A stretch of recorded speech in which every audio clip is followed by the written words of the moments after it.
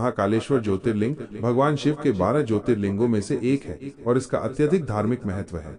ये एकमात्र दक्षिणमुखी ज्योतिर्लिंग है। इसकी महिमा का वर्णन विभिन्न पुराणों और कालिदास जैसे महाकवियों की रचनाओं में मिलता है। पौराणिक कथा। महाकालेश्वर ज्योतिर्लिंग की स्थापना से जुड़ी कई पौराणिक कथाएं प्रचलित हैं। एक प्रमुख कथा के अनुसार दूषण राक्षस का वध प्राचीन काल में अवंती नाम की एक रमणीय नगरी थी जो भगवान शिव को बहुत प्रिय थी। इसी नगर में वेद प्रिय नामक एक ज्ञानी ब्राह्मण रहता था जो शिव का परम भक्त था और रोजाना पार्थिव शिवलिंग बनाकर उनकी आराधना करता था। दूषण नामक एक अत्याचारी राक्षस ने उज्जैन नगरी और वहां के ब्राह्मणों पर बहुत उत्पात मचा रखा था। उसके आतंक से त्रस्त होकर ब्राह्मणों ने भगवान शिव से प्रार्थना की। भोलेनाथ ने पहले राक्षस को चेतावनी दी, लेकिन जब उसने हमला कर दिया तो भगवान शिव क्रोधित हो गए और धरती फाड़कर महाकाल के रूप में प्रकट हुए। उन्होंने अपनी हुंकार से राक्षस दूषण को भस्म कर दिया। ब्राह्मणों ने महादेव से वहीं विराजमान होने की प्रार्थना की, जिसके बाद भगवान शिव यहीं महाकालेश्वर ज्योतिर्लिंग के रूप में वास करने लगे। राजा चंद्रसेन की कथा। एक अन्य कथा के अनुसार उज्जैन में राजा चंद्रसेन राज्य करते थे जो भगवान शिव के परम भक्त थे। उन्हें मणिभद्र नामक एक शिवगण से एक चमत्कारी चिंतामणि मिली। इस मणि को प्राप्त करने के लिए अन्य राजाओं ने उज्जैन पर हमला कर दिया। उस समय गोपी नामक एक विधवा का 5 वर्ष का पुत्र शिव की पूजा में लीन था। जब राक्षस हमला कर रहे थे तब उस बालक की भक्ति से प्रसन्न होकर भगवान शिव प्रकट हुए और उन्होंने भक्तों को राक्षसों से बचाया। ऐतिहासिक परिप्रेक्ष्य और मंदिर का निर्माण।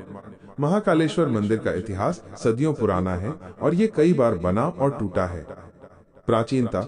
उज्जैन भारतीय समय की गणना के लिए एक केंद्रीय बिंदु था और महाकाल को उज्जैन का विशिष्ट पीठासीन देवता माना जाता था। पौराणिक ग्रंथों के अनुसार द्वापर युग में जब भगवान श्री कृष्ण उज्जैन में शिक्षा प्राप्त करने आए थे तब उन्होंने महाकाल स्तोत्र का गान किया था। पुनर्निर्माण 1235 ईस्वी में इल्तुतमिश ने इस प्राचीन मंदिर को ध्वस्त कर दिया था। इसके बाद कई शासकों ने इसके जीर्णोद्धार और सौंदर्यीकरण पर विशेष ध्यान दिया।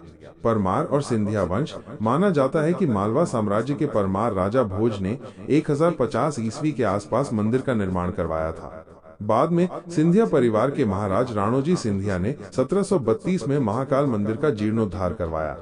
मराठों के शासनकाल में उज्जैन में महाकालेश्वर ज्योतिर्लिंग को पुनः प्रतिष्ठित किया गया और शिप्रा नदी के तट पर सिंहस्थ कुंभ पर्व शुरू हुआ। मंदिर की विशेषताएं। स्वयंभू और दक्षिणमुखी। महाकालेश्वर ज्योतिर्लिंग स्वयंभू स्वयं उत्पन्न है और दक्षिणमुखी है, जो इसे अन्य ज्योतिर्लिंगों से अलग और अधिक पवित्र बनाता है। 3 खंड। मंदिर 3 खंडों में निर्मित है। सबसे निचले खंड में महाकालेश्वर स्वयं विराजमान है, बीच के खंड में ओंकारेश्वर शिव की मूर्ति है और सबसे ऊपरी खंड में नागचंद्रेश्वर की मूर्ति स्थापित है, जिसके दर्शन केवल नाग पंचमी के दिन ही होते हैं। भस्म आरती। महाकालेश्वर की भस्म आरती विश्व प्रसिद्ध है, जिसमें भगवान को श्मशान की भस्म से स्नान कराया जाता है। ये अद्वितीय परंपरा शिव के वैराग्य रूप को दर्शाती है और माना जाता है कि भस्म सृष्टि का सार है। उज्जैन का महत्व। उज्जैन को कई प्राचीन नामों से जाना जाता है, जैसे अवंतिका, उज्जैनी, कनकश्रृंगा, विशाला, कुमुदवती आदि।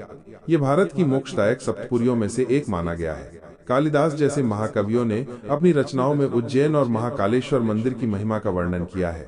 यह सदियों से हिंदू, जैन और बौद्ध धर्म के लिए एक महत्वपूर्ण केंद्र रहा है।